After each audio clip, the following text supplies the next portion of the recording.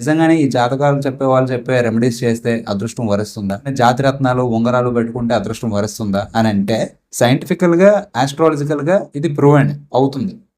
But దీనికన్నా ప్రాథమికంగా అంటే బేసికల్ గా మనం చేయాల్సినవి, మనం తెలుసుకోవాల్సినవి, మనకు అదృష్టం వరించాలని అంటే ఏం చేయాలి అనే దాని గురించి ఆస్ట్రాలజీకి, ఈ రంగురాలకి, ఉంగరాలకి వెళ్లే కన్నా ముందు ఇంకొక కాన్సెప్ట్ ఉంది. మన సృష్టి ఆవిర్భవించినప్పటి నుంచి మన మనిషిగా పరివర్తన చెందిన వరకు ప్రతి ఒక్కటి కూడా జరిగింది ఒకే ఒక్క అణువుతోనే మొదలైంది. ఆ ఒక్క అణువుతోనే ఇంత పెద్ద సృష్టి ఏర్పడింది. ఇంత పెద్ద సృష్టిలోంచే ఆస్ట్రాలజీ వచ్చింది, ఆ రంగురాళ్ళు, ఉంగరాలు, జాతిరత్నాలు ఇవి వచ్చినాయి, మనము వచ్చాం.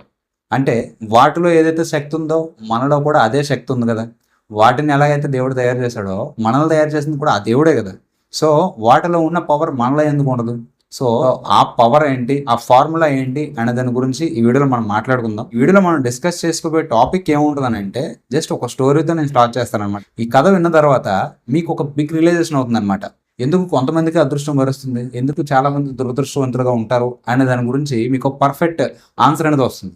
సో ఎప్పుడైతే మీరు పర్ఫెక్ట్ ఆన్సర్ తెలుసుకుంటారో మీకు ఈ రంగురాళ్ళతోటి, జాతిరత్నాలతోటి, జాతకాలు చెప్పే వాళ్ళతోని, రెమెడీస్ చెప్పే వాళ్ళతోని, ఇలాంటి వాటితో మీకు పని అనేది ఉండదన్నమాట. అంటే మీకు ఎప్పుడైతే ఈ అదృష్టం సంబంధించిన ఫార్ములా అర్థమైపోతుందో అప్పుడు ఆటోమేటికల్గా మీరు అది అప్లై చేసి మీరు కూడా అదృష్టవంతులు అయిపోవచ్చు.